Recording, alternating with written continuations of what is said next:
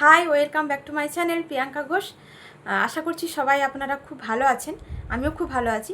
তো আজকেও যে টপিকটা নিয়ে আপনাদের সাথে ডিসকাস করবো, আপনাদেরকে বলতে চলেছি, সেটা খুবই ইন্টারেস্টিং। কারণ এটা প্রায় প্রতিটা বাড়িতে বিভিন্ন মানুষ এই সমস্যা ফেস করছেন বা এটা নিয়ে চলতে হচ্ছে। সেটা হচ্ছে ডায়াবেটিস, অর্থাৎ সুগার।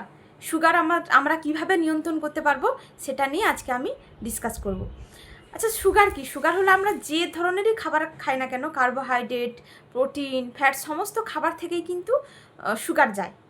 অর্থাৎ ওটা যখন আমাদের শরীরে যায়, রক্তে যখন হয় মেশে, তখন কিন্তু ওটা সুগার হিসেবেই যায়। এইবার আমাদের যে ইনসুলিন হরমোন আছে সেটা কিন্তু আমাদের ওই সুগারটাকে সেলে পৌঁছাতে হেল্প করে, যাতে সুগার যে লেভেলটা সেটা মেনটেন থাকে। তো আমরা সমস্ত খাবার থেকেই যেহেতু সুগার পাচ্ছি, কিন্তু সিম্পল কার্বোহাইড্রেট জাতীয় খাবারের মধ্যে কিন্তু সুগারের পরিমাণটা বেশি থাকে এবং সেটা কিন্তু খুব ফ্ল্যাকচুয়েট করে। যেমন কি ভাত, মুড়ি, রুটি বা ময়দা জাতীয় খাবার, কোনো অয়েলি ফুড, এগুলো যখনই আমরা খাই তখন কিন্তু যে সুগারটা যায় সেটা কিন্তু আমাদের শরীরের জন্য একদম ভালো নয় এবং সেটা খুব ফ্ল্যাকচুয়েট করে। অর্থাৎ আপনার সুগারের লেভেলটাকে হঠাৎ করে আপনি যখন খাবার খেলেন সিম্পল কার্বোহাইড্রেট জাতীয় খাবার, সেটাকে বাড়িয়ে দিল অনেকটা, তো আবার কিছুক্ষণ পর স্লো করে দিল। তো দেখবেন যারা হচ্ছে ভাত খেয়ে অফিস যান তাদের ক্ষেত্রে এই জিনিসটা হয়। ভাত খাওয়ার পর দারুণ এনার্জি, খুব এনার্জেটিক থাকে, কিছুক্ষণ পরেই ঘুম পায়, ঝিমোতে আরম্ভ করে, শরীর টায়ার্ড লাগে বা দুর্বল লাগে, মনে হয় ঘুম পাচ্ছে। তো সেটা কেন হয়? কারণ ওই যে সিম্পল কার্বোহাইড্রেট জাতীয় খাবার অর্থাৎ ভাত খাওয়ার পর সুগারটা অনেকটা উঁচুতে উঠে যায়, তারপর সেটা আবার ধীরে ধীরে ডাউন হতে থাকে এবং তখন এনার্জিটা লো হয়ে যায়। তো এমন খাবার খেতে হবে যাতে সুগারটা মেনটেন হয়। যেমন কমপ্লেক্স কার্বোহাইড্রেট জাতীয় খাবার, যেটা হচ্ছে আমরা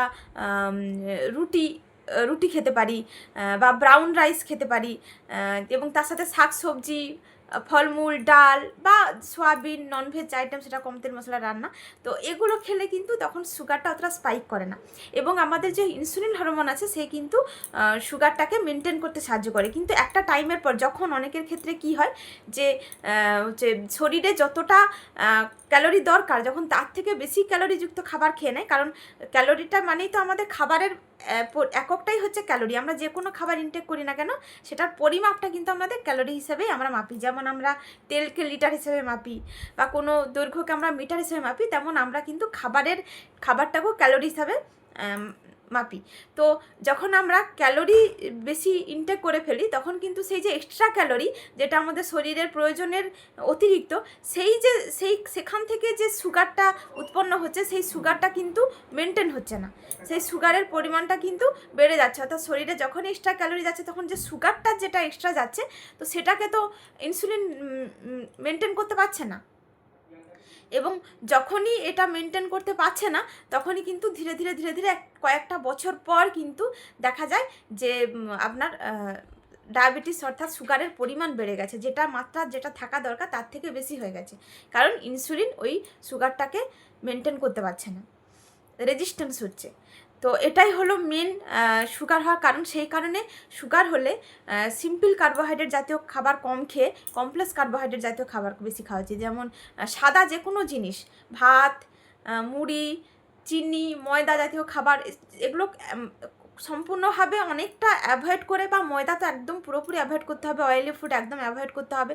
তো এগুলোকে অ্যাভয়েড করে আপনারা ব্রাউন রাইস, রুটি বা শাক সবজি, ফলমূল, এইগুলোকে আপনারা ইনটেক করুন। তাহলেই আপনারা আপনাদের সুগার লেভেলটাকে মেনটেন করে রাখতে পারবেন। এবং যদি সুগার আপনার অলরেডি লেভেল অনেকটা বেড়ে গেছে, তো সেখান থেকেও আপনি ধীরে ধীরে নর্মালে আসতে পারবেন। তো সবাই খুব ভালো থাকুন, সুস্থ থাকুন। যদি চান যে নেক্সট এরকম আরও অনেক হেলথের টপিকের উপর ভিডিও আনতে, তাহলে অবশ্যই চ্যানেলটাকে সাবস্ক্রাইব করবেন, যাতে আমি মোটিভেশন পাই আরও এরকম ভিডিও বানানোর জন্য।